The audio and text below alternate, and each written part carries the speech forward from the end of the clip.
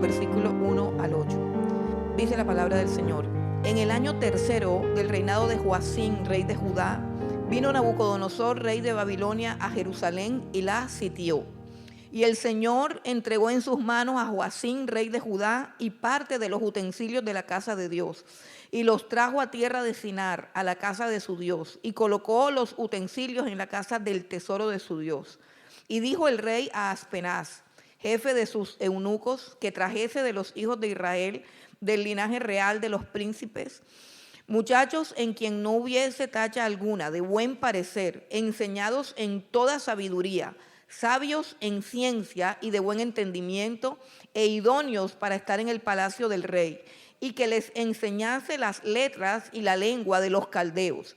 Y les señaló el rey ración para cada día de la provisión de la comida del rey y del vino que él bebía, y que los criase 3 años para que al fin de ellos se presentasen delante del rey. Entre estos estaban Daniel, Ananías, Misael y Azarías, de los hijos de Judá. A estos el jefe de los eunucos puso nombres. Puso a Daniel Belsasar, a Ananías Sadrach, a Misael Mesac y a Azarías Abednego. Y Daniel propuso en su corazón no contaminarse con la porción de la comida del rey, ni con el vino que él bebía. Pidió, por tanto, al jefe de los eunucos que no se le obligase a contaminarse. Vamos a orar para que Dios nos hable. Padre, te damos gracias en esta mañana porque tú eres bueno, porque para siempre es tu bondad y tu misericordia, Señor, porque nos has traído a este lugar. Hoy te damos gracias por la lluvia, Señor, que hizo más fresca nuestra mañana. Te damos gracias porque pudimos descansar. Te damos gracias por este día que tú apartaste, Señor, para que viniésemos a tu presencia.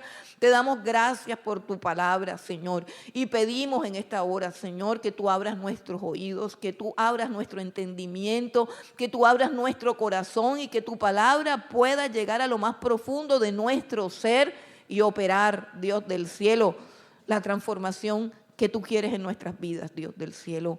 Que podamos hoy oír tu voz, que hoy tu palabra nos liberte, nos guíe, nos sane, nos confronte, nos consuele, nos afirme, Señor, y nos fortalezca. Te damos gracias, Dios, en el nombre de Cristo Jesús. Amén y amén. Gloria a Dios. Una de las facultades, no sé si es una de las o la más importante de la facultad que tiene el ser humano, es la capacidad de elegir, la capacidad de tomar decisiones. Es lo más importante del ser humano. Es un rasgo de la imagen de Dios. Sabemos que fuimos hechos a imagen de Dios, pero creo que eso es uno de los rasgos más importantes que tenemos, la capacidad de decidir, la capacidad de elección. Y además de que es un rasgo que nos conecta con Dios, con su imagen, también es una gran responsabilidad que Dios nos ha entregado. Porque de nuestras decisiones determinan nuestro destino en gran manera. Por supuesto que hay cosas que están determinadas por Dios y sabemos que Dios es soberano, pero todas las decisiones que nosotros tomemos, todas tienen consecuencias. Todas tienen consecuencias. Si yo les preguntara, ¿quién de ustedes, aún en la actualidad, está todavía sufriendo por una decisión que tomó? Yo creo que todos tendríamos que levantar la mano. Todos tendríamos que levantar la mano. Todas las decisiones que tomamos nos afectan y determinan nuestra vida para bien o para mal. Y nuestro presente, lo que estamos viviendo ahora, fue determinado en el pasado por decisiones que nosotros tomamos. Y en la medida que nosotros tengamos la valentía, el coraje, la integridad, la capacidad de juicio para reconocer cuáles fueron esas decisiones, nosotros nos hacemos responsables de nuestra vida. Pero no solamente eso, sino que también tenemos un futuro por delante y las decisiones que estamos tomando hoy, en este momento, están determinando ese futuro. Tú puedes estar sentado ahí en una silla pensando que de aquí a 10 años quieres estar en determinado lugar o en determinadas circunstancias. El deseo es una cosa. Tú puedes mirarte de aquí a 5 o de aquí a 10 años y desear algo en tu vida, desear estar de cierta manera, desear tener algo o desear tener en un lugar, estar en un lugar específico, algo que tú deseas para 5 años, para 10 años. El problema es que las decisiones que tú tomes aquí pueden contribuir a que eso se haga una realidad o pueden, al contrario, impedir que tú nunca puedas llegar a ese lugar. Las decisiones son supremamente importantes. Y el libro de Daniel es un libro que, si preguntan el tema, ¿cuál es el tema general del libro de Daniel? El tema general del libro de Daniel es la soberanía de Dios. La soberanía de Dios se refiere al control y al dominio total y absoluto que tiene Dios sobre todo el universo y sobre todos los seres que ha creado. Pero ¿qué cosa?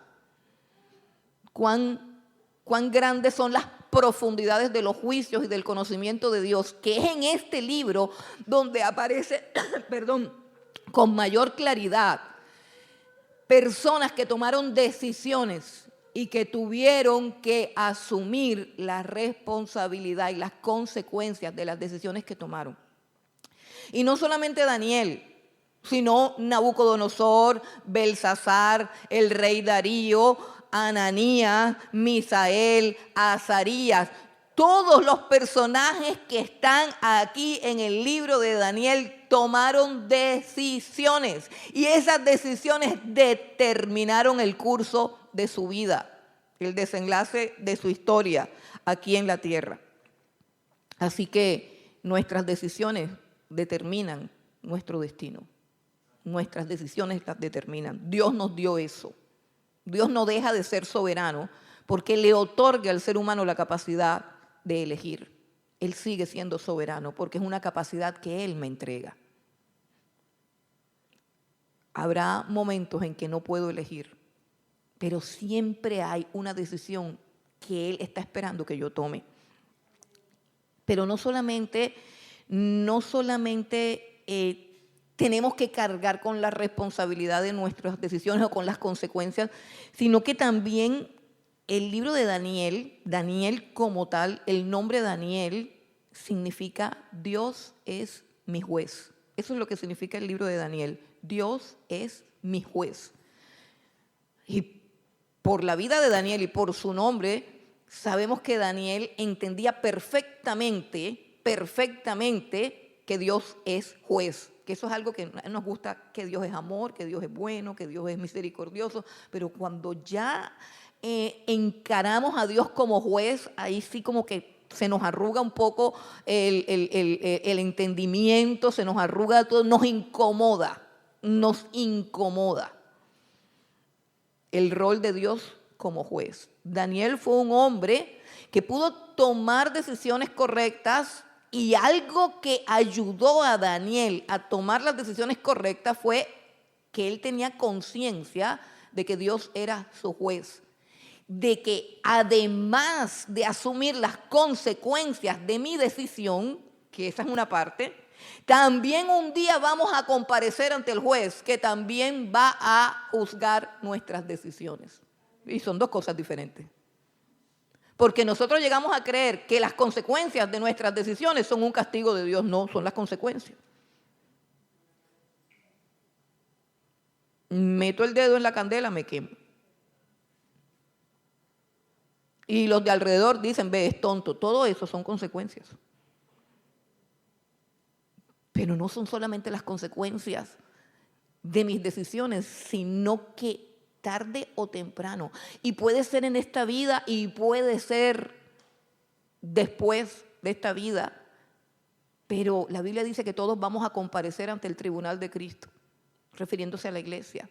Y los que no tienen a Cristo van a comparecer ante el juicio del tribunal del trono blanco. Y en cualquier momento Dios puede levantarse como juez. Esa es la historia del libro de Daniel. En cualquier momento Dios puede juzgarnos, sin necesidad de que estemos al filo de la muerte. En cualquier momento Dios puede decir, no, un momentico, como le dijo a Belsasar, mene, mene, tekel, un momentico. Has sido pesado en balanza y fuiste hallado falso. En cualquier momento Dios puede confrontarnos con nuestras decisiones. Y por eso hoy vamos a mirar en el libro de Daniel, que si Dios nos lo permite, si Dios me lo permite, estaremos estudiando el libro de Daniel, si Dios lo permite.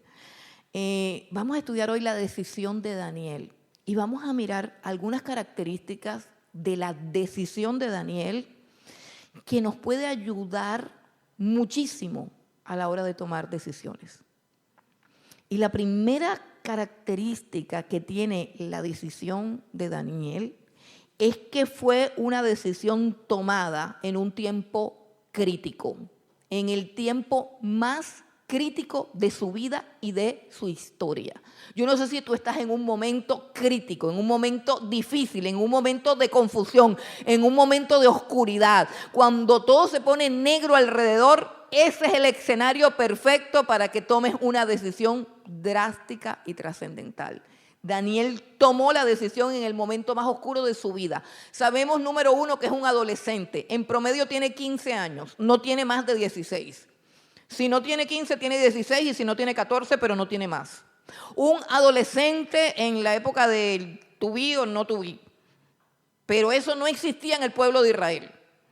Ni en el pueblo de Israel no existía crisis de identidad ni existía nada de eso. Porque el niño desde que estaba chiquito no le cantaban ni la cucaracha ni los pollitos dicen, ni le cantaban de cuantas sandeces nosotros le cantamos a nuestros hijos. Cuando el peladito chiquito estaba en los brazos de su madre, le cantaban lo siguiente: oye Israel, Jehová tu Dios, Jehová uno es, y amarás a Jehová tu Dios todos los días de tu vida, con toda tu alma, con toda tu mente y con toda tu fuerza. Y el peladito así con el tetero. Eso es una generación diferente, ¿verdad? ¿A usted qué le cantaron? Yo todavía me acuerdo lo que me cantaban a mí. Que viene el pato cucharo, que duérmete niño, duérmete ya, porque si no el coco te va a llevar, y una cantidad de bobadas. Pues no, los niños judíos no se les canta eso. Se les canta ese canto que se llama la Shema judía. O sea, desde chiquito que aprenda que hay un Dios y que no hay varios, que es uno solo, y que a ese Dios lo tienen que amar con todas las fuerzas de su ser. Entonces esa es una generación diferente, y si no, véalos ahí, todos flaquitos con su fusil dispuestos a defender su patria. Véalos por televisión, a mí me encanta verlos.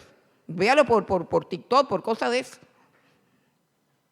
Unos jovencitos de 19 años enfrentándose a unos monstruos terroristas con metralleta en mano. No les da miedo nada. Bueno, Daniel viene de ese pueblo. Pero no solamente viene de ese pueblo, sino que también viene de la tribu de Judá, o sea, la más ortodoxa. Y no solamente viene de la tribu de Judá, sino que pertenece a la nobleza, a la clase real. Se crió en el palacio. Y fue escogido por Nabucodonosor, que llegó a Israel, la arrasó, la destruyó, la quemó y dijo: voy a seleccionar a los jóvenes más ricos, a los mejores educados, a los que fueron educados en la realeza, descendientes del trono real de Israel, y que además de eso sean inteligentes, sabios y bien parecidos, que no tengan ningún defecto físico. Ese es Daniel. Y uno puede decir que afortunado, pero ni tan afortunado, porque imagínense lo que sucede cuando un muchacho en esas condiciones de vida entra a un ejército, lo esposa, le coloca unas cadenas y se lo lleva para otro país, donde hablan otro idioma que él no conoce, donde hay otra cultura que él no conoce y donde hay también otras creencias. El pueblo de Babilonia fue el pueblo que creó, por así decirlo, que inventó la astrología, la brujería, la magia, la hechicería, todo ese cuento de la carta astral, de que si Venus está en conjunción con Marte no salgas a la calle y que es tiempo para que busques novia porque Júpiter no sé qué, y todo ese poco de estupideces la inventaron los caldeos. Así se llamaban los babilonios. Y era gente bien terrible, bien fuerte, bien firme en sus convicciones. Una cultura 100% pagana. Millares de ídolos, millares de deidades creados por ellos. Un idioma que no se conocía. Entonces piensa por un momento que puede sentir un jovencito que es arrancado violentamente de su palacio, de su casa, de su familia, de su cultura, de su entorno, y es llevado a un lugar donde quieren hacer un experimento con él. Dicen que Nabucodonosor quería hacer un experimento con estos 3 jóvenes porque pensó, seguro están en la edad de la crisis de identidad y les puedo hacer un lavado cerebral. Y les puedo enseñar toda la cultura y toda la religión y todos los dioses y todas las creencias y toda la ideología de Babilonia para que se le olvide quiénes son, y de entrada voy y les cambio los nombres. Daniel, ya no te llamas Daniel, ahora te llamas Belsasar. Si hacemos un estudio de los nombres, cada uno de los nombres de estos jóvenes tenía que ver con un atributo de Dios, pero cada uno de los nombres que le pusieron tenía que ver con un atributo de los dioses falsos que ellos adoraban. Así que le han quitado todo, le han arrancado todo y hasta el nombre le quieren quitar. Y fue allí donde él toma una decisión trascendental. Imagínense a un joven de 15 años tomando una decisión en medio de ese entorno. Cuando nosotros tenemos un entorno que ni siquiera se nos parece y nos queremos morir de la confusión y de la turbación, ¿y ahora qué vamos a hacer? Y dice, pero Daniel hizo un propósito de su corazón. Dice, propuso en su corazón. Las decisiones más drásticas las tienes que tomar en las circunstancias difíciles. En una circunstancia difícil no hay espacio para la ambigüedad ni para la duda. Si tú estás en una situación difícil, es el momento para que tomes una decisión drástica. Una decisión drástica. Así lo hizo Daniel. La segunda característica de la decisión de Daniel es que fue una decisión que se tomó con mente y corazón. Mire que dice, propuso en su corazón. Propuso en su corazón. Cuando uno toma una decisión, no puede quedarse solamente en el área del intelecto. Eso tiene que bajar acá al corazón, a las emociones, a los afectos. De hecho, la palabra corazón en la Biblia, en el contexto hebreo, la palabra corazón no significa solamente sentimientos o emociones, no, porque miren que habla de propuso en su corazón, y la palabra propuso indica resolución, apunta hacia la voluntad, hacia la determinación. Y nosotros relacionamos el corazón con lo contrario, relacionamos el corazón con los sentimientos, con las emociones pasajeras. No, para el hebreo la palabra corazón es el centro de la personalidad. La palabra corazón, y sobre todo en este caso la resolución de Daniel de corazón, es una resolución que primero llega a la mente, primero se analiza, primero se piensa y luego baja al corazón y se siente el deseo y la urgencia de hacerlo. Y cuando se junta mente y corazón, el resultado es un movimiento hacia la acción, o sea, hacia la voluntad, Nosotros podemos tener pensamientos. Ay, mañana voy a comenzar la dieta. Eso es un pensamiento. Eso lo decimos por lo general cuando estamos en un restaurante comiéndonos algo rico. Eso es un pensamiento. Y los pensamientos vagan por nuestra mente como sombras, como fantasmas. Al día siguiente ya ni me acuerdo qué fue lo que yo pensé. Pero cuando el pensamiento, repito, baja, se convierte en un pensamiento firme, fuerte, persistente, y luego baja a mi corazón, y despierta un deseo ardiente, entonces yo tengo activada la capacidad de la resolución, de la voluntad. Y eso fue lo que pasó en el corazón de Daniel. Hizo un propósito de corazón, hizo un propósito de su voluntad. La palabra propuso en su corazón implica que él estaba resuelto completamente. Y ese tipo de resoluciones son las que nosotros tenemos que tomar, son las que cambian la vida, son las que cambian la historia. Son las que cambian la historia. Tú estás aburrido de lo mismo de siempre, estás aburrido, te parece que tu vida es una cosa sórdida, así que da vueltas como la noria, como que lo mismo de siempre. Entonces tú necesitas tomar una resolución de corazón. Miren, en la Biblia hay una historia que a mí me encanta, es la historia de Débora. Débora fue uno de los jueces de Israel en una época también oscura, una época de oscuridad. Dice que no había rey y cada quien hacía lo que le da la gana. Así como la época en que estamos viviendo aquí, que no hay gobierno y todo el mundo hace lo que le da la gana. Entonces, en esa época de oscuridad, la Biblia dice que Dios levantó a una mujer, a pesar de que eso no se puede, pero Dios lo hizo. Entonces, Dios levantó a una mujer llamada Débora. Y en toda la historia se muestra que como la época era oscura, en toda época oscura, con el perdón de los caballeros, en toda época oscura hay una crisis de la masculinidad, como la hay ahora, una crisis de la masculinidad. Usted está viendo ahora y los niños desde chiquitos ya tienen camiseta rosadita y pelo largo. Ya.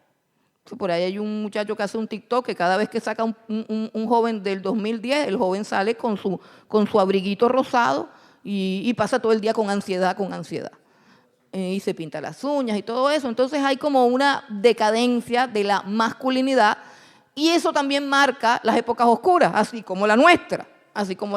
Gente que no sabe si es hombre, si es mujer, niños que no saben. Mamás, la misma mamá que déjale el pelo largo porque así se ve bonito y ponle de rosadito para que no sea ¿cómo es que dicen? Un micromachista, heteropatriarcal, posesivo, maltratador y etcétera, etcétera. Entonces, bueno, era una época así. Los hombres estaban todos asustados. Porque es que la Biblia dice, ahora, no estaban asustados en vano, hay que hacer justicia. Los hombres estaban asustados porque unos ejércitos habían llevado cautivo también a Israel y los tenían sometidos de una manera muy violenta. Y esos ejércitos, esos hombres que tenían ejércitos, el ejército de Císara y de un rey llamado Sabín, eran hombres muy bien armados hasta los dientes. Y Israel estaba prácticamente en una escasez y en una miseria porque explotaban los cultivos, toda la riqueza de Israel estaba explotada por el pueblo del rey Císara. Y él tenía unos carros, dice, unos carruajes errados. ¿Eso qué es? Eso eran unos carros con caballos y unas carrozas hechas todas de hierro, que eran como el instrumento de guerra.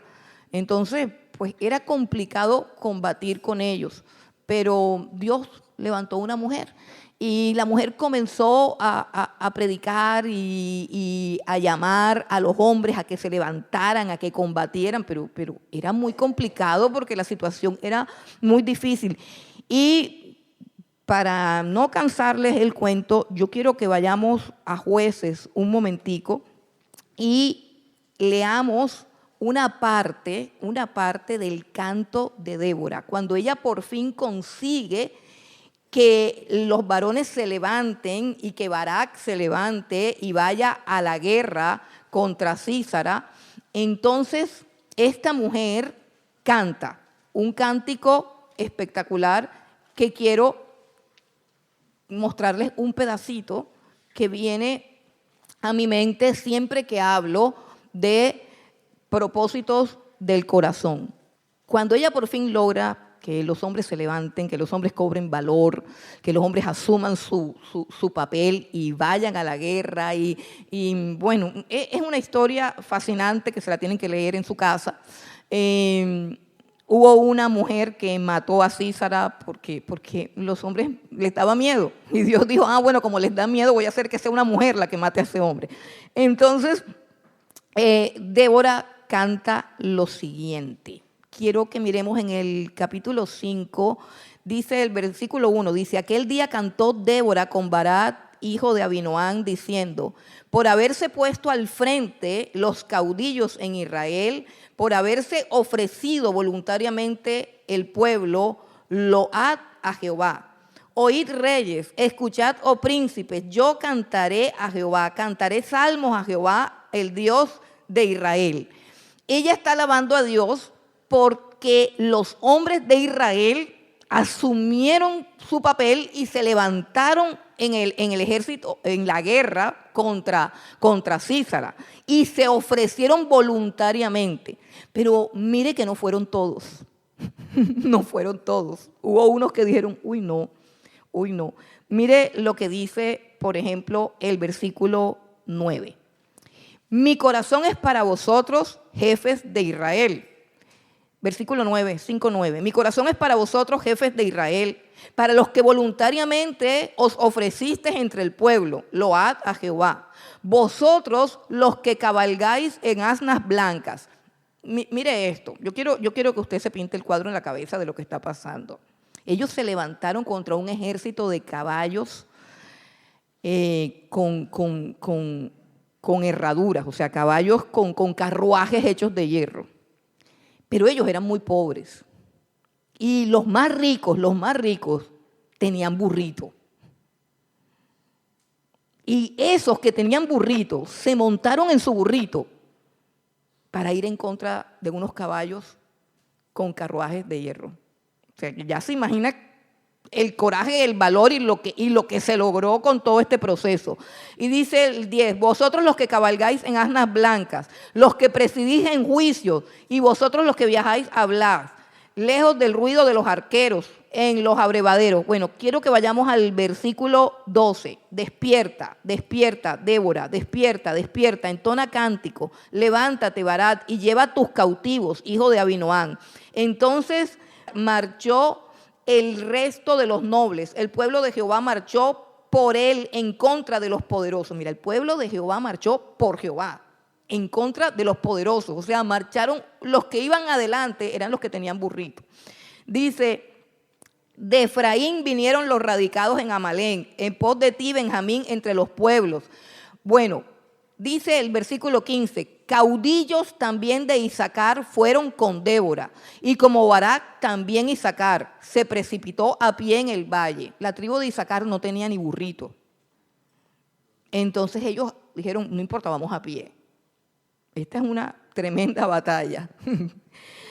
Y dice, se precipitó a pie en el valle, y dice, entre las familias de Rubén hubo grandes resoluciones de corazón. Eso es lo que me encanta porque ella lo contrasta con los otros que se quedaron.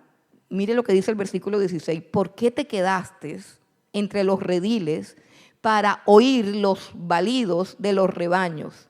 Entre las familias de Rubén hubo grandes propósitos del corazón. Bueno, si usted lee todo el cántico de Débora, el cántico tiene las notas altas de alegría, donde ella exalta a todos los varones que a pie o en burro, pero enfrentaron al enemigo y ganaron la batalla, pero de repente tiene una nota de melancolía donde le pregunta a los que se quedaron, ¿y ustedes por qué se quedaron? ¿Ustedes por qué no pelearon también? ¿Por qué no lucharon? Y por eso ella dice, entre las familias de Rubén hubo grandes resoluciones de corazón. Siempre que hay oscuridad, hay que tomar decisiones de corazón.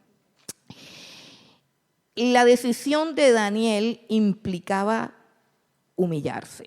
No es fácil la decisión que él tomó. Número 1 fue en tiempos muy difíciles. Número 2 fue mente y corazón. Y número 3 implicaba la humillación. Recuerden quién es Daniel, a qué estrato social pertenece, a qué puede estar acostumbrado Daniel, ¿cierto? Pero tuvo que bajarse, tuvo que humillarse. Mire lo que dice Daniel en el versículo 10. Dice, y dijo el jefe de los eunucos a Daniel, no, perdón, el versículo 9, y puso Dios a Daniel en gracia y en buena voluntad con el jefe de los eunucos. Y dijo el jefe de los eunucos a Daniel, temo mi señor al rey que señaló vuestra comida y vuestra bebida, pues luego que él vea vuestros rostros más pálidos que los de los muchachos que son semejantes a vosotros, condenaréis para con el rey mi cabeza. Entonces dijo Daniel a Melzar, que estaba puesto por el jefe de los eunucos sobre Daniel, Ananías, Misael y Azarías, te ruego, escuche eso, te ruego que hagas la prueba con tus siervos por 10 días y nos des legumbres a comer y agua a beber. Compara luego nuestros rostros con los rostros de los muchachos que comen de la ración de la comida del rey y haz después con tus siervos según veas. Le tocó que rogar. Esto es un joven que no entiende eso de rogar nada. Te ruego. Para una decisión como la de Daniel hay que ser humilde, hay que humillarse. ¿Por qué? Porque solamente así actúa Dios. Solamente así actúa Dios. No importa si tienes la razón. Escucha, no importa si tienes la razón. No importa si lo que estás pidiendo es un derecho. No importa. Todo lo que pedimos de forma arrogante tiene el peligro de que nos puede ser negado.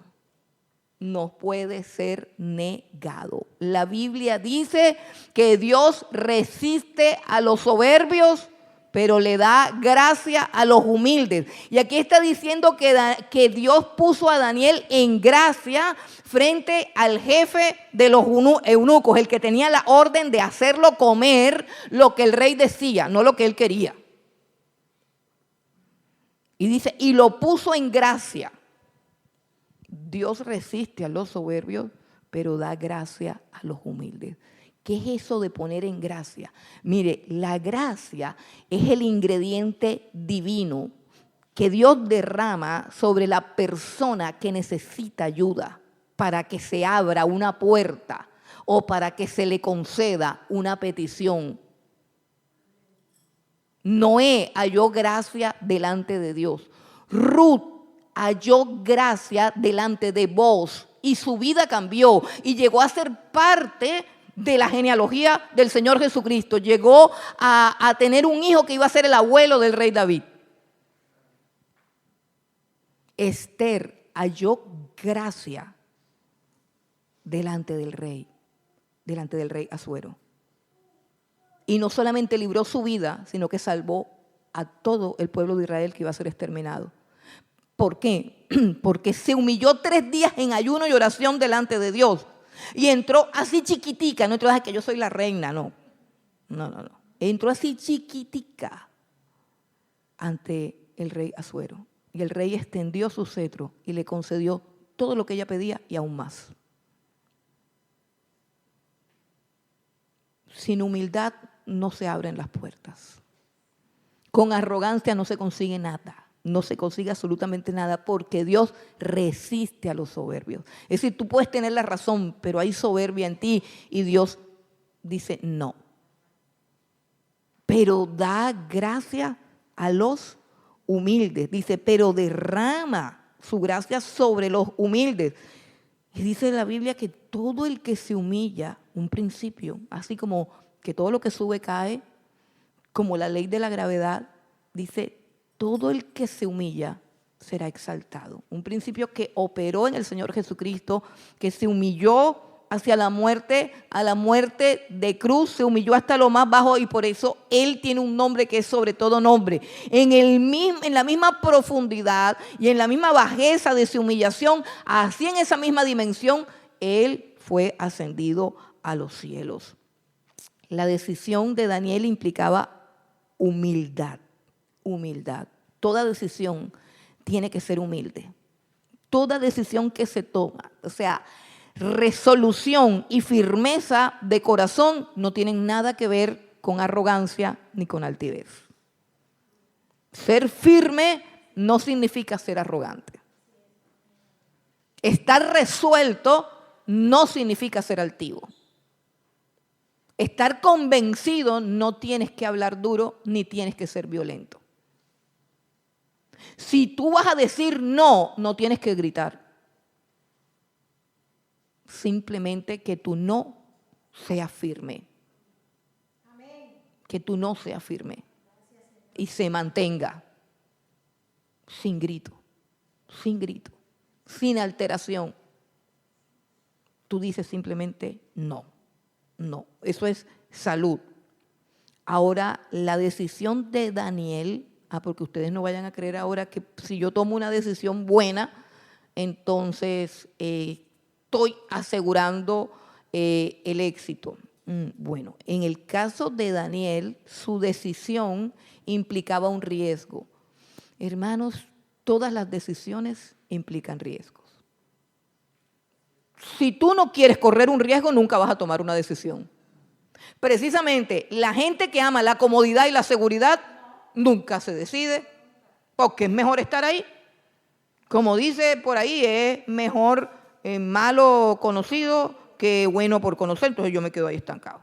Y dice el otro de por allá, el que no está de acuerdo, dice, no, el que no arriesga un huevo no tiene un pollo. Y así cada quien tiene sus dichos y cada quien tiene cómo se mueve en la vida. Pero toda decisión tiene un riesgo, sea buena o sea mala, siempre hay un riesgo que tiene que ser asumido, de lo cual se desprende que solamente los valientes toman decisiones. Solamente la gente valiente toma decisiones. Los cobardes se quedan callados.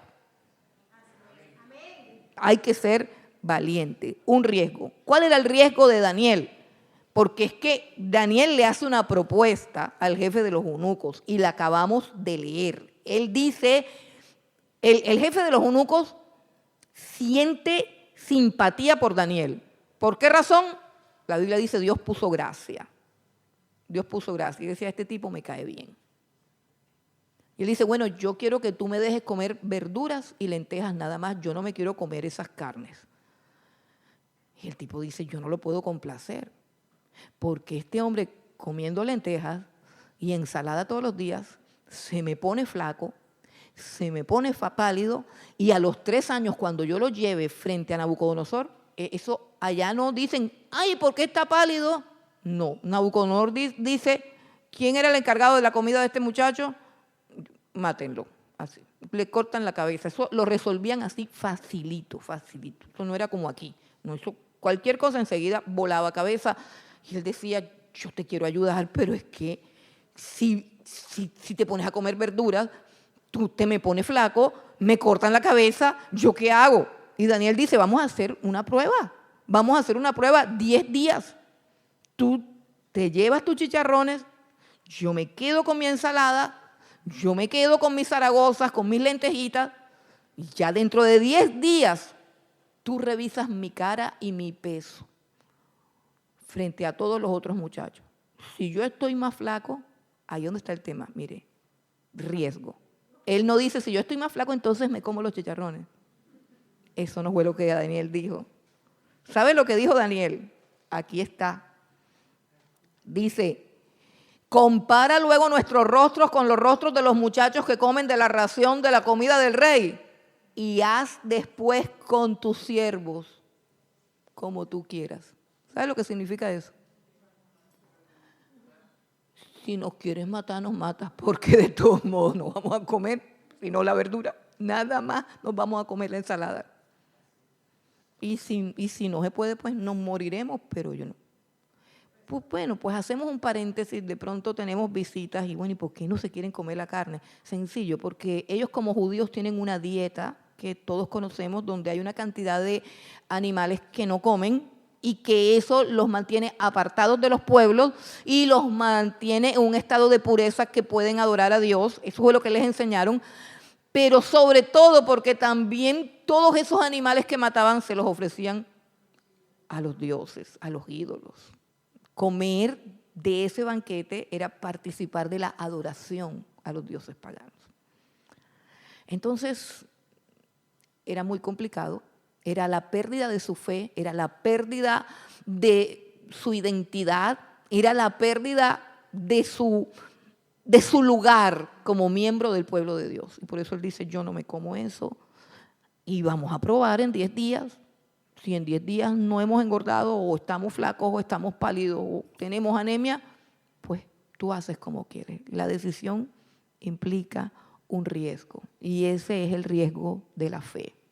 Es el riesgo de la fe. Es un riesgo que todo creyente tiene que tomar. Nosotros vamos a tener que tomar decisiones que pongan en peligro nuestra vida. Esa es la historia del cristianismo. Y la historia final del cristianismo es una iglesia que es perseguida. Una iglesia que es perseguida y que tarde o temprano tiene que tomar decisiones que le cuesten. A algunos le puede costar el puesto, a otros le puede costar el matrimonio, a otros le puede costar el negocio. Pero todas las decisiones tienen riesgos. Todas las decisiones tienen riesgos. La Biblia dice al final, cuando habla de la Nueva Jerusalén en el Apocalipsis, dice, y los cobardes estarán afuera. Y los cobardes estarán afuera. Seguir a Cristo es un riesgo. Seguir a Cristo es un riesgo grande. Por eso él dijo, el que no aborrece a su padre, a su madre, su vida y aún todo lo que tiene, no puede ser mi discípulo. Es muy difícil ser discípulo de Jesús y llevarse bien con todo el mundo. Es muy difícil. Es muy difícil ser discípulo de Jesús y que tu familia te siga tratando igual. No. No. Toda decisión implica un riesgo. Y Daniel lo asumió, un riesgo de morir. Lo asumió Daniel y lo asumieron sus amigos. Y por último, la decisión de Daniel estaba centrada en Dios. ¿Cómo tomar decisiones? Ahora, sabemos que hay que tomar decisiones, sabemos que tienen que ser de corazón, pero ¿qué pauta hay para tomar una decisión? ¿Qué pauta hay para saber cuál es la decisión correcta? ¿Qué implicaciones o qué fue lo que miró Daniel para tomar la decisión? Y si te das cuenta, Daniel no pensó en su bienestar, porque la decisión le podía costar la vida.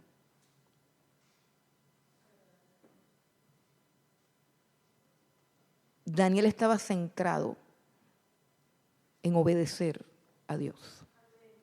Daniel estaba centrado en Dios, en Dios. Por eso es que las decisiones son las que finalmente determinan quién es Dios para nosotros. Hace mucho tiempo, cuando estudiaba el libro de Efesios, encontré un principio que siempre lo enseño. Un principio que nos ayuda a tomar decisiones. Estás en una encrucijada, estás en una disyuntiva, estás en un mar de dudas. ¿Cuál es la decisión que debo tomar? Hay una luz grande, porque nosotros preguntamos, a mí me dicen, yo quisiera saber cuál es la voluntad de Dios. Y bueno, hay casos específicos donde tú no puedes encontrar cuál es la voluntad de Dios, pero hay un principio para tomar la decisión y es un principio que nos ayuda porque nos muestra la voluntad general de Dios y eso está en Efesios capítulo 1. En Efesios capítulo 1 dice el versículo 9, dándonos a conocer el misterio de su voluntad. La voluntad de Dios muchas veces es un misterio. Pero hay algo que Él nos ha dado a conocer de su voluntad y que debe marcar nuestras decisiones. Mira lo que te estoy diciendo, debe marcar todas nuestras decisiones. Y ustedes seguro están pensando en decisiones trascendentales. No, mira, todas las decisiones. Hasta si compras o no compras la camiseta que te gusta. ¿Sí oíste? Hasta la camiseta que te gustó. ¿Comprarla o no comprarla? Mira lo que dice aquí. Dándonos a conocer el misterio de su voluntad según su beneplácito, o sea, según lo que a Él le place. Y la palabra beneplácito implica que lo que a Dios le place siempre es bueno. Es la conjunción de bondad y placer. A nosotros a veces nos placen cosas que son malas, ¿cierto? Muchas veces experimentamos placer de cosas que no son buenas. Y nos duele, pero es así. Y a veces sabemos qué es lo bueno y eso nos da fastidio hacerlo, pero nos toca hacerlo. ¿En qué consiste la santidad de Dios? En que a Él le place lo que es bueno. Por eso no se habla del deseo de Dios, sino del beneplácito de Dios. Y dice, según su beneplácito, el cual se había propuesto en sí mismo. Y otra vez aparece la resolución del corazón de Dios. O sea, tú quieres saber cómo late el corazón de Dios. ¿Qué es lo que Él quiere con tu vida? ¿Qué es lo que Él quiere con mi vida? ¿Qué tipo de decisiones tienes que tomar para que estés en armonía con el dueño del universo? ¿Qué tipo de decisiones? Y dice, se ha propuesto en sí mismo. Imagínense, si uno cuando se propone algo lo obtiene, hará que tal Dios que se lo propuso. Se ha propuesto en sí mismo de reunir todas las cosas en Cristo, en la dispensación del cumplimiento de los tiempos, así las que están en los cielos como las que están en la tierra.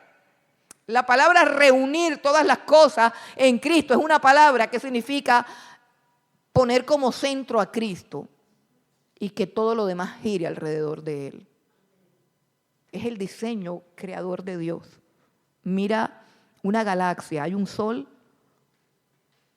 y los planetas girando alrededor del sol. Ese sol es un tipo de Cristo.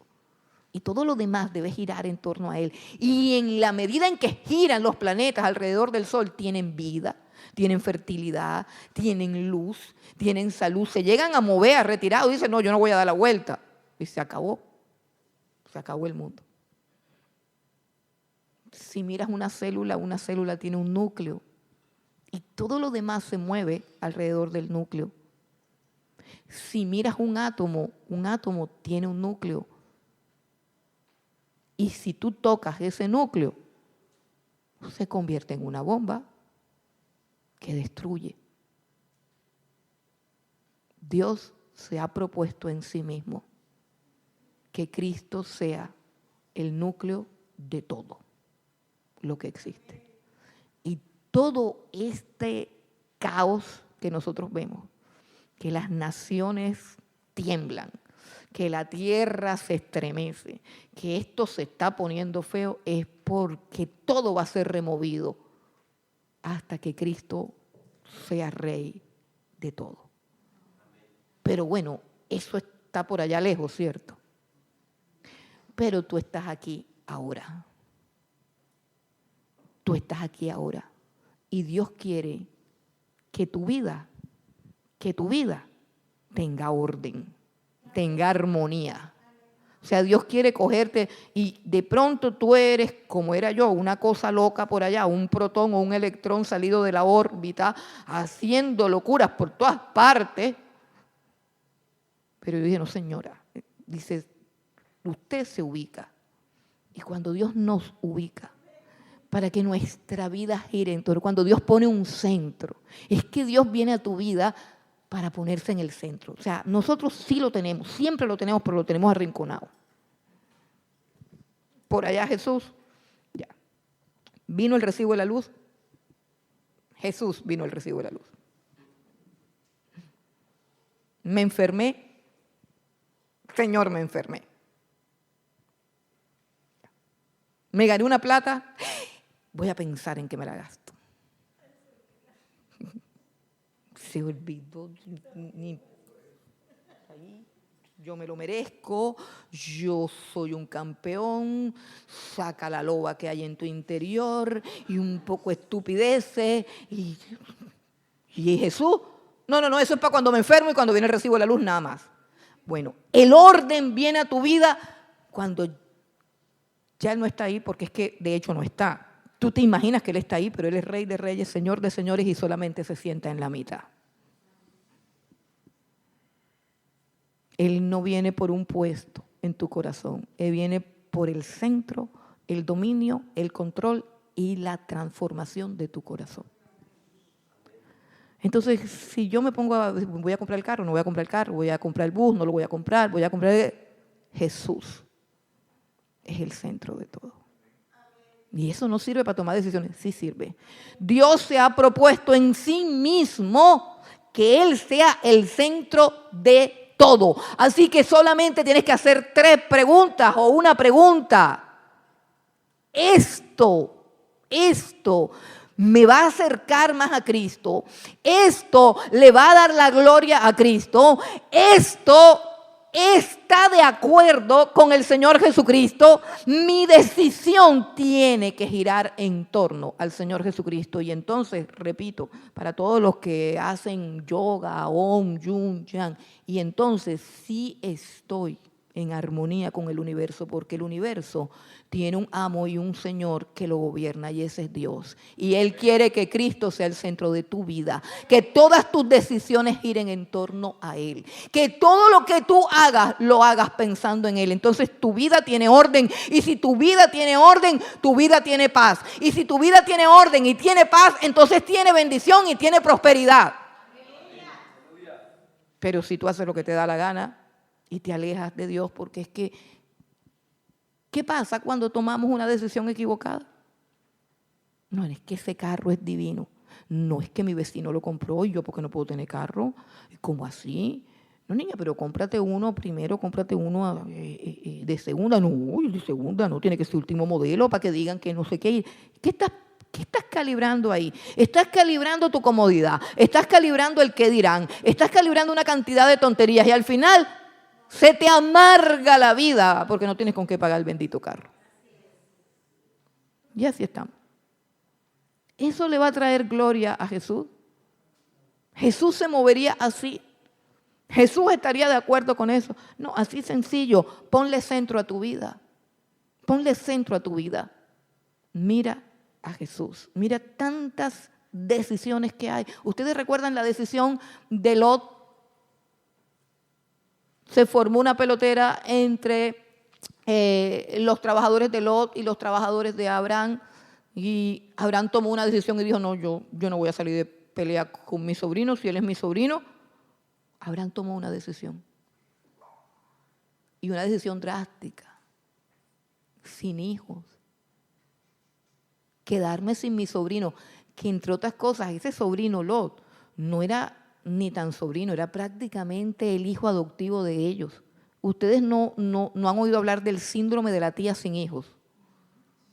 El síndrome de la tía sin hijos. O sea, la tía que como no tiene hijos, quiere hacer de mamá con los hijos de la hermana y se mete donde no la han llamado. La quieren, pero para que cuide los pelados. Pero cuando la tía, convencida de que ella tiene voz y voto, comienza a opinar, la botan enseguida. Es el síndrome de la tía. Usted no tiene que cuidar ningún pelado. Tenga lo suyo. Y si no lo puede tener, pues entonces, como dicen por ahí, adopte un perro. Pero no se enamore de los hijos ajenos. Pero Abraham estaba enamorado de su hijo adoptivo, que era su sobrino. Y a él le costó, Dios le dijo, vete de tu tierra, vete de tu parentela, vete de la casa. Y dice, sí, pero me voy con Lot. Y Lot, aprovechado de todas las bendiciones, porque la Biblia dice, te bendeciré y serás bendición. Y Lot prosperaba y chévere, no sé qué. Oye, pero qué concha, ¿cómo van a pelear los trabajadores de Lot contra los trabajadores de Abraham si el dueño de todo eso es Abraham y el otro está ahí de chévere? Pero Abraham dijo, aunque me duela, yo prefiero estar solo a estar en una contienda con mi sobrino. Una decisión. Y dijo, ven acá, mijo, nosotros no podemos estar peleando. Aquí está toda la tierra. ¿De quién era la tierra? De Abraham. ¿A quién habían mandado para allá? A Abraham. A Lot no, él estaba de sapo, él estaba de arrimado. Se aprovechó de que Abraham era frágil de carácter y no podía vivir sin una figura de hijo. Pero esta vez Abraham dice, no, ya esto no puede seguir así. Dice, aquí está toda la tierra. Coge lo que tú quieras. Si tú vas para la izquierda, yo me voy para la derecha. Si coges la derecha, yo me voy para la izquierda. Si coges para el norte, yo me voy para el sur. Coge para donde tú quieras. Y ya conocemos la historia. Se le abrieron los ojos así y dijo, voy a coger la mejor tierra, la más fértil, la llanura, porque yo tengo muchas vacas, tengo mucho ganado. Entonces él se imaginó todas las vacas pastando y dice, de este lado. Pero no pensó en Dios. En esa tierra también vivían, ya ustedes saben los que vivían, gente mala, gente perversa. Terminó, ya ustedes saben cómo terminó. Las hijas lo emborracharon, lo violaron. La mujer se quedó mirando para atrás, se convirtió en una estatua de sal. Y murió por allá, sin tierra y sin nada, murió por allá en un monte. ¿Por qué? Porque tomó decisiones con base en la avaricia. Ay, tomamos decisiones con base en la avaricia, con base en la comodidad, con base en nuestro ego, con base en todo, pero no ponemos a Cristo en la mitad. No consideramos el precio de nuestra alma. Como le dijo Jesús a aquel rico que cada vez que era más rico, agrandaba los graneros, almacenaba cada vez más cosas. Y le dice, necio, hombre necio, esta noche vienen por tu alma, ¿tú qué vas a hacer con todo eso? Ni siquiera tienes a quién dejárselo. Y vivimos así, vivimos simplemente para el aquí y el ahora. Debiera encenderse nuestras antenitas de vinilo, debieran encenderse unas luces de alerta cuando vamos a tomar una decisión que ponga en riesgo nuestra salvación, nuestra vida espiritual, nuestra vida de oración, nuestra comunión con Dios, nuestro llamado. Eso es lo que hay que cuidar y eso fue lo que Daniel cuidó. Dice, yo voy a cuidar mi comunión con Dios. Que me quiten todo, pero que no me quiten esto. Puso en riesgo su vida, pues no tenía mucho que perder. Y le estaban ofreciendo ser miembro del Palacio Real. Pero él honró a Dios. Y Dios lo honró a él. Y Dios lo honró a él. Porque Dios honra a los que le honran.